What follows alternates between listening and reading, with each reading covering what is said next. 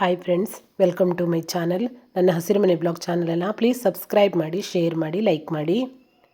ಇವತ್ತೊಂದು ಬಾದಾಮ್ ಪುರಿ ಮಾಡುವ. ನಾನಿಲ್ಲಿ ಬಾದಾಮ್ ಪುರಿ ಮಾಡೋಕ್ಕೆ ಒಂದು ಪಾತ್ರೆ, ಒಂದು ಅರ್ಧ ಚಮಚ ಆಗುವಷ್ಟು ಸಕ್ಕರೆ, ಒಂದು ಅರ್ಧ ಚಮಚ ಅರಿಶಿನ ಪುಡಿ, ಒಂದು ಲೋಟ ಆಗುವಷ್ಟು ನೀರು ಹಾಕ್ಕೊಳ್ತಾ ಇದ್ದೀನಿ. ನಂತರ ಇದಕ್ಕೆ 1 ಕಪ್ ಆಗುವಷ್ಟು ಗೋಧಿ ಹಿಟ್ಟು ಹಾಕಿ ಸ್ವಲ್ಪ ಎಣ್ಣೆ ಹಾಕಿ ಕಲಿಸ್ಕೊಳ್ತಾ ಇದ್ದೀನಿ. ನೀವು ಬೇಕಿದ್ದರೆ ಸೋಡಾ ಬೇಕಿದ್ದರೆ ಹಾಕ್ಕೊಳ್ಬೋದು, ಬೇಡ ಅಂದರೆ ಹಾಕದೇ ಇದ್ದರೂ ನಡೆಯುತ್ತೆ.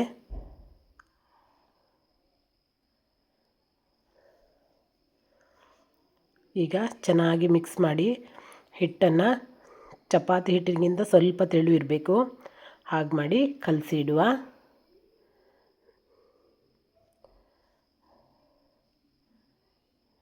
ನೋಡಿ, ಈ ಥರ ಇಡಬೇಕು. ನೋಡಿ, ಜಾಸ್ತಿ ತೆಳು ಆಗಬಾರ್ದು, ಜಾಸ್ತಿ ಗಟ್ಟಿನೂ ಆಗಬಾರ್ದು. ನಂತರ ಒಲೆ ಮೇಲೆ ಒಂದು ಪಾತ್ರೆ ಇಟ್ಕೊಂಡು 1 ಲೋಟ ನೀರು ಹಾಕ್ಕೊಳ್ಳುವ. ಇದಕ್ಕೇನೆ 1 ಕಪ್ ಆಗುವಷ್ಟು ಸಕ್ಕರೆ ಹಾಕ್ಕೊಳ್ಳುವ.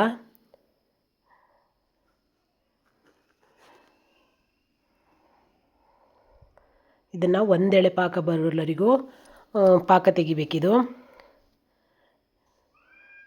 ನೋಡಿ ಎಷ್ಟು ಚೆನ್ನಾಗಿ ಕುದೀತಾ ಇದೆ ಅಂತ. ಅದು ಕುದಿಯುವಾಗ 2 ಏಲಕ್ಕಿ ಸಹಿತ ಸೇರಿಸ್ಕೊಂಡು ಬಿಡುವ. ಇದು ಕುದೀತಾ ಇರಲಿ ಈಗ.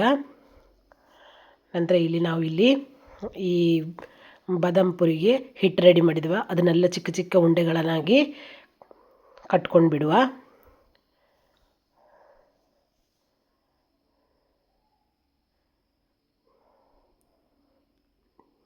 ನೋಡಿ, ಇಲ್ಲಿ ಪಾಕ ರೆಡಿಯಾಗಿದೆ.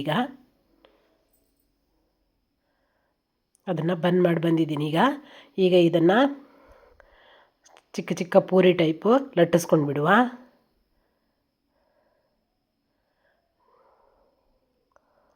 ಲಟ್ಟಿಸ್ಕೊಂಡು ಈ ಥರ 4 ಪಾರ್ಟಲ್ಲಿ ಈ ಥರ ಮಡಚಬೇಕು. ನೋಡಿ, 3 ತುದಿ ಅಷ್ಟೇ ಒಂದು ಸ್ವಲ್ಪ ಒತ್ತಿ ಇದು ಮಾಡಬೇಕು. ನೋಡಿ, ಈ ಥರ ಮಾಡಬೇಕು ಇದನ್ನು. ನಂತರ ಇಲ್ಲಿ ಒಲೆ ಮೇಲೆ ಒಂದು ಕಡಾಯಿ ಇಟ್ಕೊಳ್ಳುವ. ಇದಕ್ಕೆ ಎಣ್ಣೆ ಹಾಕ್ಕೊಂಡು, ಎಣ್ಣೆ ಬಿಸಿ ಆದಮೇಲೆ ಈ ಮಾಡಿಟ್ಕೊಂಡಿದ್ವಲ್ಲ ನಾವು,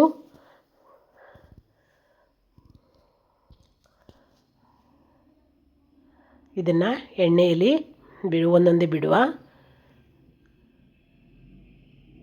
ನೋಡಿ, ಫ್ಲೇಮ್ ಜಾಸ್ತಿ ಇಟ್ಕೊಳ್ಳೋದು ಬೇಡ, ಸ್ವಲ್ಪ ಸ್ಲೋ ಫ್ಲೇಮಲ್ಲೇ ಇರಲಿ.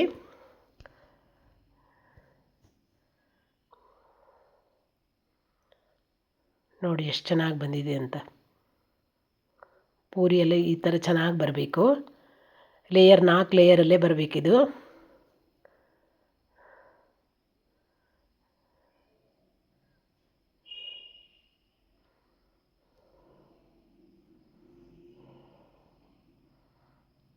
ನೋಡಿ, ಇದು 4 ಲೇಯರಲ್ಲೇ ಬಂದಿದೆ. ನೋಡಿ ಎಷ್ಟು ಚೆನ್ನಾಗಿ ಬಂದಿದೆ ಅಂತ. ಇಲ್ಲಿ ನೋಡಿ, ಈಗ ಇಲ್ಲಿ ಈ ಕಡೆ ಸಕ್ಕರೆ ಪಾಕನೂ ತಣ್ಣಗಾಗಿದೆ. ಇದಕ್ಕೀಗ ಒಂದೊಂದೇ ಸೇರಿಸ್ಕೊಂಡು ಬಿಡುವ. ಸೇರಿಸ್ಕೊಂಡು 1 ತಾಸು ಇಡಬೇಕು ಇದನ್ನು. ಇದು ಅದೇ ಕೂಡಲೇ ಹಾಕಿ ಅದೇ ಕೂಡಲೇ ತೆಗಿಯೋ ಹಾಗಿಲ್ಲ, 1 ತಾಸು ಆದಮೇಲೆ ತೆಗಿಬೇಕಿದು. ಅಷ್ಟೊತ್ತಿಗೆ ಎಲ್ಲ ಹೀರ್ಕೊಂಡು ಬಿಡುತ್ತೆ ಸಕ್ಕರೆ ಪಾಕ.